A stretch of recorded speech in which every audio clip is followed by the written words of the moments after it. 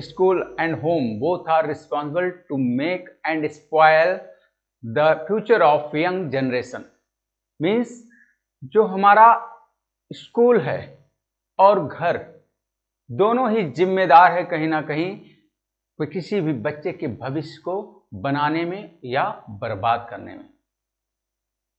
अगर हम बात करें कि ये कैसे और क्यों, how it is possible that home and school both are responsible to make and spoil the future of young generation, then I will describe it briefly. So please let's start. हम बात करते हैं इस यंग जनरेशन की, हम बात करते हैं उन माता पिता की, हम बात करते हैं उन अध्यापकों की, हम बात करते हैं इस नए पैटर्न के स्कूल की, हम बात करते हैं इस नए जमाने की नई पीढ़ी के लोगों की। कैसे ये हमारे बच्चों के भविष्य को बना सकते हैं और कैसे बिगाड़ सकते हैं, और कैसे बना रहे हैं, कैसे बिगाड़ रहे हैं। आज अगर बच्चा बिगड़ कर गलत रास्ते पे जा रहा है, रेपिस्ट बन रहा है, मर्डरर बन रहा है, चोरी कर रहा है, डकैती कर रहा है, छिनैती कर रहा है, तो उसका कहीं ना कहीं जिम्मेदार मेरा स्कूल या मेरा घर होगा। घर मीन्स पेरेंट्स, माता पिता।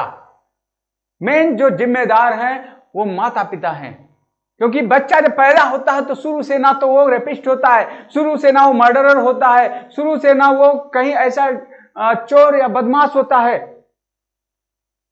वो कब बनता है? जब उसको गलत ट्रैक दे दिया जाता है। वो गलत कब हो जाता है? जब उसके अंदर गलत भावनाएं भर दी जाती हैं। और इसे कौन करता है? कहीं ना कहीं इसकी उत्पत्ति हमारे परिवार से होती है। कहा गया है कि जो प्राइमरी टीचर होते हैं, यानी प्राथमिक जो हमारा अध्यापक होता है, वो हमारे माता पिता होते हैं। माता पिता हमारे वो अध्यापक हैं जिन्होंने उनको बच्चे को बोलना सिखाया, जिन्होंने बच्चे को चलना सिखाया, जिन्होंने बच्चे को उठना बैठना सिखाया। तो फिर बच्चा गलत कहां से हो गया? बच्चे के अंदर वो चीजें भरी गई कहीं ना कहीं बैड एक्टिविटी थी, इसके कारण बच्चा गलत हो गया। आज हम बात करें स्कूल की, स्कूल का पैटर्न अगर आप देखेंगे तो वही पैटर्न नहीं रहा। अब आजकल महंगी महंगी किताबें, लेंदी सिलेबस कंप्लीट करना है, बच्चे को जल्दी जल्दी स्कूल गया, उसको हर क्लास में लंबा सिलेबस दे दिया गया। अगर ये आप कंप्लीट नहीं करोगे तो ये पेनाल्टी। ऐसा नहीं कहा जाता कि आपकी एक गलत एक्टिविटी होगी तो ये पेनाल्टी। हम बात करें घर पे बच्चा जब पैदा हुआ, बड़ा हुआ, धीरे धीरे उसके अंदर जो चीजें डाली गई, उसको बताया गया कि हमारे लिए गलत क्या है, हमारे लिए सही क्या है, हमारे माता पिता कौन है, हमारे बुआ दादा दादी कौन है, हमारे भाई और बहन कौन है, हमारे आसपास गंदी चीजें क्या है, हमारे आसपास अच्छी चीजें क्या है। अगर सब कुछ हमने अच्छा बताया तो फिर बच्चा गलत कहां से हो गया? How it is possible? कैसे ये संभव है कि जब हम सब सही बता रहे हैं तो गलत हो गया? वो कहीं ना कहीं तो वो मिस्टेक हुई है। कहां से हुई है? या तो आपके स्कूल से हुई है या तो आपके घर से हुई है। क्योंकि जो शिक्षा का कर्तव्य है, जो ड्यूटी ऑफ एजुकेशन है, वो केवल हमारे माता पिता, हमारा जो परिवार है या तो हमारा स्कूल है, दोनों का कनेक्शन एक ऐसा है कनेक्शन है कि वहीं से ये हमारे अंदर के जो विचार होते हैं वो प्रस्फुटित होते हैं, निकलते हैं, जनरेट होते हैं। तो हम क्या एक एग्जाम्पल आपको बताना चाहेंगे कि कुम्हार, जो हमारा कुम्हार है वो मिट्टी को इतना रौंदता है, इतना फेंटता है कि वो एकदम चिकना हो जाए, उसको कूटता पीसता है। तो हमको क्या करना होगा? अपने बच्चे को भी अगर हमें अच्छा शेप देना है, अच्छा आकार देना है, तो उनको डांटना होगा, उनको बोलना होगा, उनको समझाना होगा, उनके माइंड को डाइवर्ट करना होगा। फिर कुम्हार क्या करता है, फिर कुम्हार उसको अपने चाक पे लगाता है मिट्टी को, और चाक को घुमाता है, उसको गति देता है, और उसके बाद अपने हाथ को फेरता है, और हाथ को फेरते हुए जो आकार चाहता है वो आकार दे देता है। कहीं उसी से घड़ा बना देता है, उसी से सुराही बना देता है, उसी से प्लेट बना देता है मिट्टी का, उसी से कुल्हड़ बना देता है। सेम मिट्टी है। वही कार्य हम समाज में माता पिता का भी वही ड्यूटी है, वही कर्तव्य है। बच्चा जब पैदा होता है तो कुम्हार की उसी मिट्टी के जैसा होता है, जो कच्ची होती है, उसको कुछ भी नहीं पता होता। माता पिता जैसे चाहें उसको शेप दे देंगे, आकार दे देंगे। आप ध्यान दीजिए, कहीं कहीं मोस्टली ऐसे जगह होता है कि डॉक्टर के घर में डॉक्टर ही पैदा होते हैं, बाय बर्थ नहीं होता कि वो डॉक्टर ही पैदा हुए हैं थे। उनको ऐसा एटमॉस्फेयर दे दिया जाता है कि ऐसा ऐसा करने से आप जो पढ़ाई हमने किया, ऐसा करके हम ऐसा हो गए। वो प्रेरणा पाते गए, उसके बाद डॉक्टर नहीं हुए लेकिन कोई ना कोई अधिकारी। पढ़ाई जहां पर देखिए, अधिकारी के घर में मोस्टली अधिकारी होते हैं, ऐसा आपने देखा होगा, सुना होगा।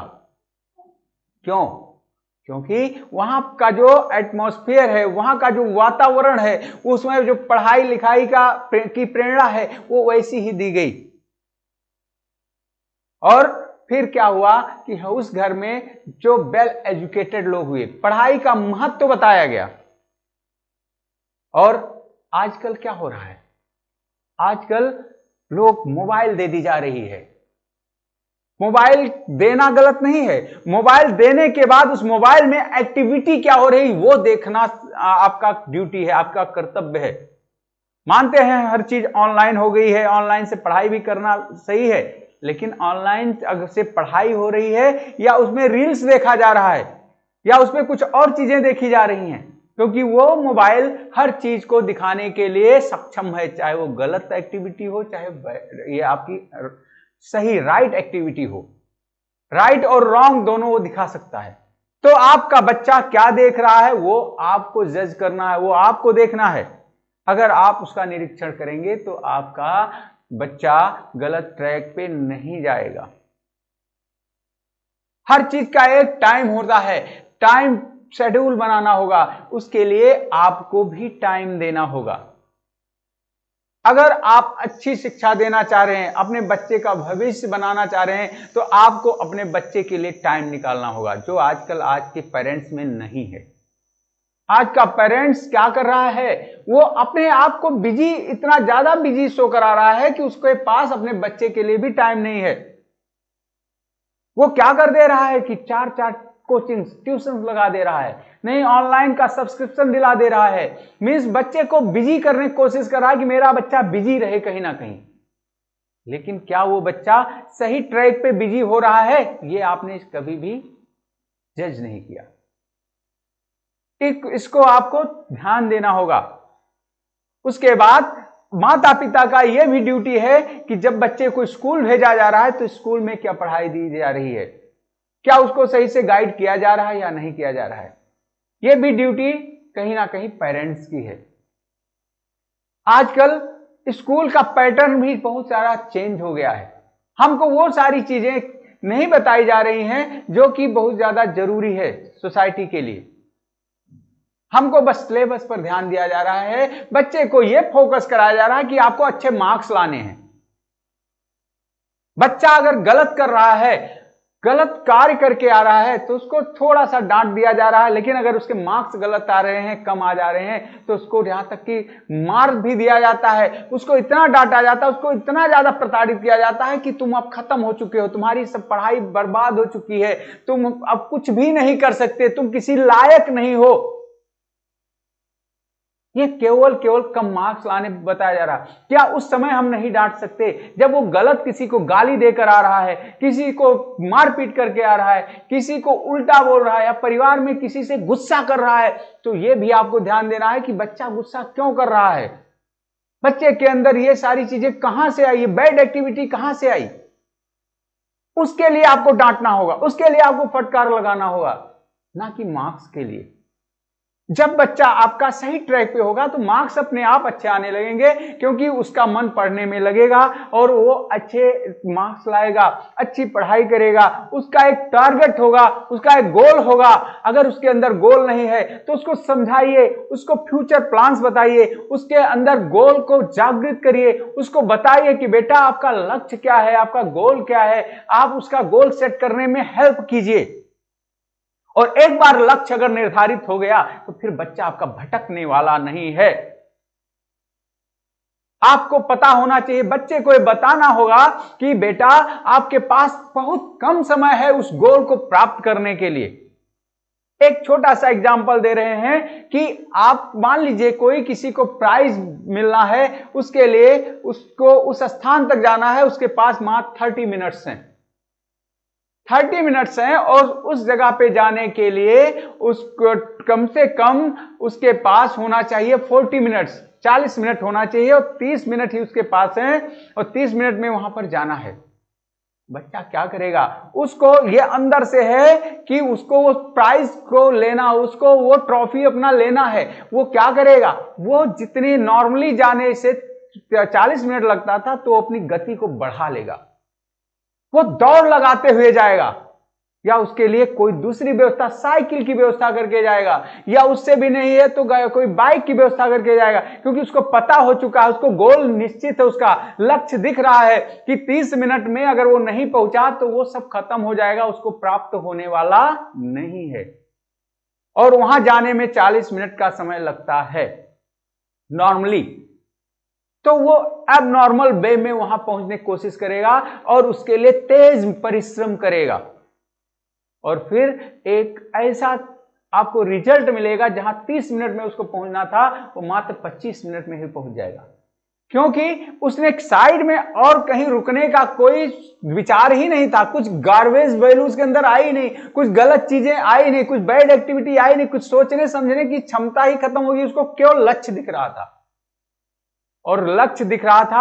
आपको एक एग्जांपल और बता दें, अर्जुन से जब पूछा गया कि क्या दिख रहा है आपको तेल में, जब उनको द्रौपदी का स्वयंवर था तो वहां पर सारे राजाओं से किसी को मछली दिख रही थी, किसी को मछली का पूरा शरीर दिख रहा था, किसी को कुछ दिख रहा था, लेकिन अर्जुन से जब पूछा गया कि तुमको क्या दिख रहा है, तो क्योंकि जो तीर का निशाना लगाना था मछली की आंख में मारना था, तो तेल में देखकर मछली की आंख में निशाना लगाना था, तो अर्जुन ने कहा मुझे तो कुछ भी नहीं दिख रहा है, सिर्फ मछली का वो आंख दिख रही है जहां पर हमें निशाना लगाना है।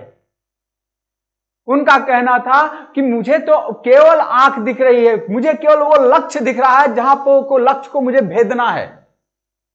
तो बच्चे के अंदर आपको वो चीजें, वो प्रेरणाएं भरनी है कि बच्चे को अपना लक्ष्य दिखे, तो वो कहीं भी स्पॉइल होने का डर नहीं, बर्बाद होने का डर नहीं रहेगा। और ये कौन कर सकता है? कहीं ना कहीं फैमिली मेंबर्स मींस माता पिता या तो आपके स्कूल का अध्यापक, दोनों को जागृत होना पड़ेगा। और क्योंकि उससे प्रेरित होकर बच्चे बहुत कुछ बन जाते हैं। अगर बच्चा कोई अधिकारी बन जाता है तो वो नाम भी करता है, वो बताता है कि कहीं ना कहीं इसके जो रिस्पॉन्सिबल पर्सन हैं वो हमारे माता पिता हैं या हमारे फला अध्यापक हैं। यहां तक कि अध्यापक का नाम लेकर भी बच्चे बोलते हैं, जिससे अगर वो अध्यापक सच में अच्छा अध्यापक है, उसने सब कुछ सही बताया, तो गौरवान्वित हो जाता है, उसका सीना चौड़ा हो जाता है। तो आजकल हर एक शिक्षक को यह समझना होगा, अवेयर होना पड़ेगा, हर एक माता पिता को अवेयर होना पड़ेगा कि बच्चे का भविष्य, एक बच्चे का भविष्य अगर बन गया तो उनका कितना नाम रोशन होगा। यानी भविष्य, एक बच्चे का भविष्य कहीं भी बिगड़ने ना पाए। कहीं अगर बच्चे का भविष्य बिगड़ रहा है तो चाहे डायरेक्ट रूप में चाहे इनडायरेक्ट रूप में कहीं ना कहीं उसके रिस्पॉन्सिबल पेरेंट्स होते हैं या उसके टीचर होते हैं। इसलिए आपको बता दें कि नेल्सन मंडेला जी का एक वो है, एक शब्द है, उनका एक वाक्य है कि education is the most powerful weapon which you can use the change the world.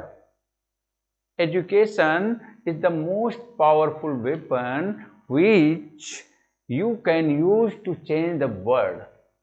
मतलब जो एजुकेशन शिक्षा होता है वो एक ऐसा शक्तिशाली औजार है जिसके द्वारा आप पूरे संसार को बदल सकते हैं। This is called by Nelson Mandela. This is word of Nelson Mandela. ये जो एक विद्वान थे उनका ये वचन है।